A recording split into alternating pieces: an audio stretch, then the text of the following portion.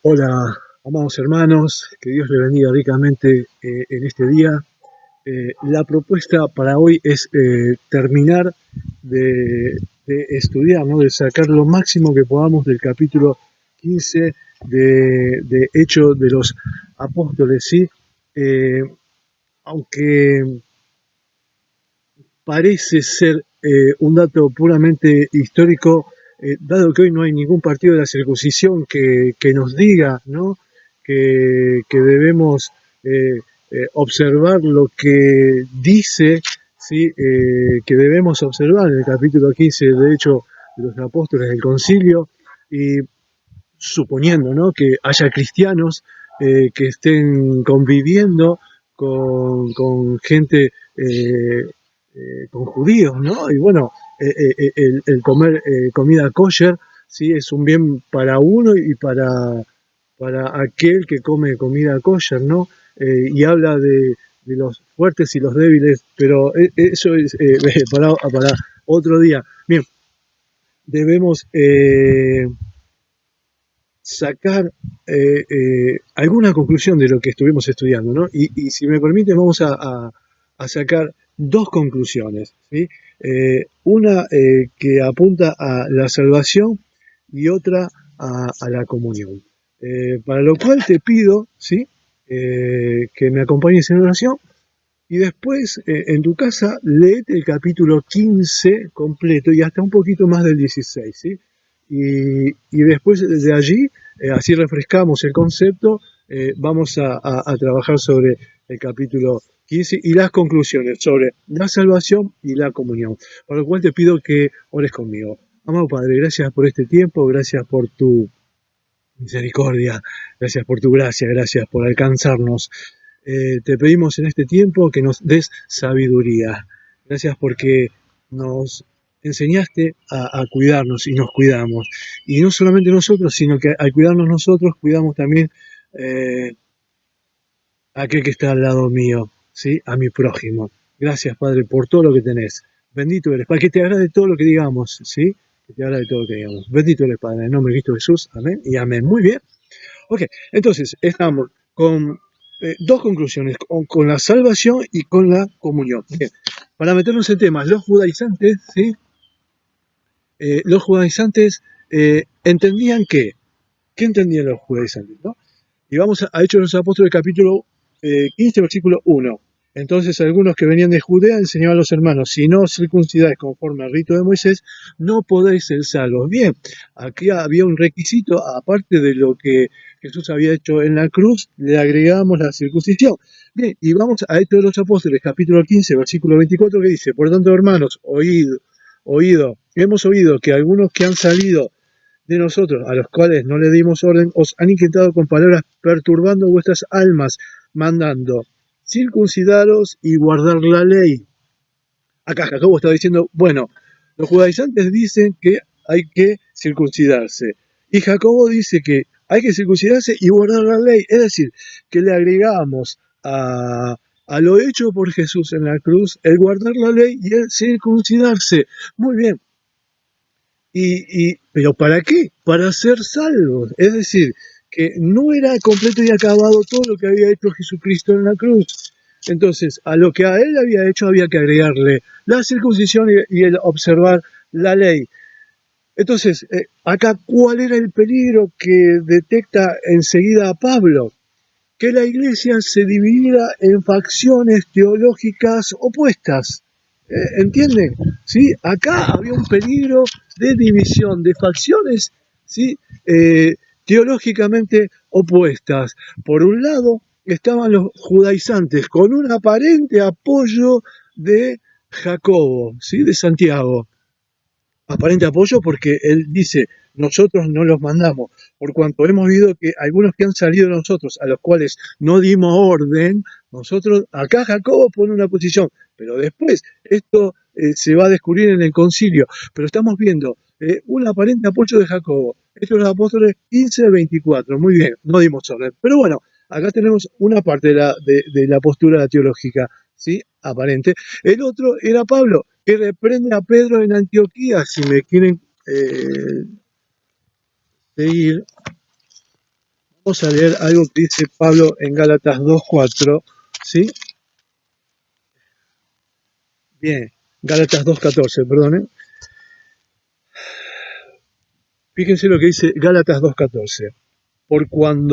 Pero cuando vi que no andaban rectamente conforme a la verdad del Evangelio, ¿sí? Esto le está haciendo la introducción a lo que estaba haciendo Pedro en Antioquía. Es decir, que Pablo le reprende a Pedro en Antioquía, ¿sí? No andaba rectamente conforme al Evangelio, ¿sí? Dice la palabra de Dios otra vez, 2:14 en Gálatas, pero cuando vi que no andaban rectamente conforme a la verdad del Evangelio. Ok, entonces, acá tenemos la posición de los judaizantes que, con el aparente apoyo de Jacobo, la posición de Pablo reprendiendo a Pedro, y Pedro que iba de un lado para el otro, Pedro en el medio, dos facciones totalmente distintas y enfrentadas, y Pedro recordando lo que había hecho con Cornelio, en la casa de Cornelio, trayendo a la memoria que Dios lo había escogido, que Dios había dado el Espíritu Santo y que Dios había purificado los corazones por la fe. Es decir, que acá teníamos un grave peligro, que cada apóstol parecía que estuvieran enfrentados, y de hecho los judaizantes aparentaban un enfrentamiento entre Jacobo y Pablo, y Pedro allí en el medio. Entonces lo vemos a Lucas, Lucas que está escribiendo, ¿no? ¿Qué hago con todo esto? ¿Sí? Entonces empieza a describir Lucas. Lucas dice, bueno, habló Pedro, habló Pablo, habló Jacobo. Las escrituras y las experiencias coinciden y toda la iglesia estaba unánime cuando se dicta el veredicto, ¿no? Porque vamos a leer Hechos de los Apóstoles capítulo 15, versículo 22. Entonces pareció bien a los apóstoles y a los ancianos con toda la iglesia. Y eso es fundamental en la unidad, ¿no? Cómo el cuerpo está unido. Porque nótese que había mucha discusión, ¿sí? En el concilio cuando comienza a hablar Pedro, ¿sí? Y se reunieron los apóstoles y los ancianos para conocer este tema. Y después, fíjense, Hechos de los Apóstoles capítulo 15, versículo 7, y después de mucha discusión, ¿sí? Que no significa estar fraccionado, pero sí discutiendo posiciones teológicas, ¿no es cierto? Bien, y después de mucha discusión comienza a hablar Pedro, después habla Pablo y después habla Jacobo. Muy bien, acá hemos visto que les había parecido bien a los apóstoles, a los ancianos y con toda la iglesia, ¿sí? Y acá hay un dato también que abona esta parte, ¿no? Hechos de los Apóstoles capítulo 15, versículo 28, porque ha parecido bien al Espíritu Santo y a nosotros. Es decir, que acá Pablo, Lucas describe cómo venía aconteciendo, ¿no? Habla Pedro, habla Pablo, habla Jacobo, la experiencia y la palabra, las escrituras coinciden, Amós, ¿sí? Coincide. Entonces, ve la unidad de la iglesia en este punto, en lo teológico, diciendo, estábamos de acuerdo, los apóstoles, los ancianos, toda la iglesia y el Espíritu Santo le pareció bien también, ¿no? También le parece bien al Espíritu Santo y a todos los que componemos la iglesia con el Espíritu Santo, ¿sí? Y en esta expresión se ve que se preserva la unidad de la iglesia. Hay un solo evangelio apostólico y, y gracias a Dios no hay que complementarlo con nada. No hay que ninguna obra anexarle a lo que hizo Jesucristo en favor nuestro y a lo que Dios había planificado desde antes de la fundación del mundo. Es por sola gracia, es por sola gracia, no es por la gracia y obra, no es por lo que yo pueda hacer, porque no puedo hacer nada, absolutamente nada. Ese sacrificio total, absoluto y acabado y perfecto es en favor mío, es por sola gracia. No le agrego obra, no le agrego vianda, no le agrego día, no le agrego nada. Es por sola gracia de Dios y esa gracia de Dios es salvífica 100%. Hechos de los Apóstoles capítulo 15, versículo 11, leemos. Antes creemos que por la gracia del Señor Jesús seremos salvos de igual modo que ellos. Esa gracia salvífica es la que Pablo les hace notar, ¿sí? Dando testimonio de cómo también en el pueblo gentil Dios busca pueblo, busca laos para sí, ¿eh? Para sí. Gloria a Dios por esto que hemos aprendido, ¿no? Eh, Él se pone en una posición, ¿sí? Que está también referida, Pablo se pone en una posición que está referida también al título del mensaje de hoy, como una caña y como una columna. Y después al final vamos a ver por qué esta prédica se llama como una caña y como una columna. Muy bien. Ahora, eh, Pablo está altamente comprometido con conservar y mantener la integridad del Evangelio. Ya te leí hecho Gálatas 2:14, pero cuando vi que no andaba rectamente conforme a la verdad del Evangelio, le dije a Pedro, es decir, estaba puesto en observar y conservar la integridad del Evangelio. Eh, y esto, ¿cuáles son los datos, no? Cuando vi que no andaba rectamente conforme al Evangelio, le dije a Pedro, se opuso fuertemente a los judaizantes, lo reprende, ¿sí? A Pedro, y escribe un llamado apasionado, ¿sí? A los Gálatas. Otra vez volvemos, mira, eh, epístola a los Gálatas, capítulo 1, del 6 al 9. Estoy maravillado de que tan pronto os hayáis alejado del que os llamó por la gracia de Cristo para seguir un evangelio diferente. No que haya otro, sino que hay algunos que os perturban y quieren pervertir el evangelio de Cristo. Mas si aún nosotros o un ángel del cielo os anunciare otro evangelio diferente del que os hemos anunciado, sea anatema. Como antes hemos dicho, también ahora lo repito, si alguno os predica diferente evangelio del que habéis recibido, sea anatema. Fíjense, perturban otro evangelio, ¿sí? Entonces, Pablo estaba dispuesto, ¿sí? A defender la integridad del evangelio. Ahora bien, esto implicaba que defender la integridad del evangelio, ¿sí? Pero sin sacrificar la unidad de la iglesia. Porque si hay facciones encontradas, ¿sí? Pablo expresa el mantener la integridad del Evangelio. Ahora bien, ¿a costa de qué? ¿De que la iglesia se fracture? ¿De que las posiciones encontradas, ¿sí? No se encuentren y uno se vaya por un lado con un Evangelio distinto al Evangelio que nos propone el Señor? ¿No es cierto? Acá Pablo a los Gálatas se maravilla, estoy maravillado, sí, pero después lo sacude, de que pronto os hayáis alejado el que os llamó por la gracia de Cristo para seguir un evangelio diferente, y no es que haya otro, sino que vienen los que los perturban, y acá está hablando de los judaizantes, que habían ido, ¿sí? A Antioquía, y estaban hablando de que para ser salvo, además de, debían circuncidarse, además de debían observar y cumplir la ley, además de la gracia salvífica, ¿sí? Que los había alcanzado a través de entender que Jesucristo era el Mesías y que había entregado su vida y había puesto su vida en la cruz y al tercer día había resucitado. Aquí vemos que Pablo está dispuesto a mantener la integridad, pero también está dispuesto a intervenir por la unidad de la iglesia, porque de nada hubiera servido que la iglesia no se hubiera mantenido unida, porque eso implicaba que las dos facciones, ¿sí? De pensamientos distintos, ¿sí? Con respecto al evangelio se hubieran fracturado y ya habría dos evangelios, uno de la gracia y el otro más la obra, más la dieta, más la ley.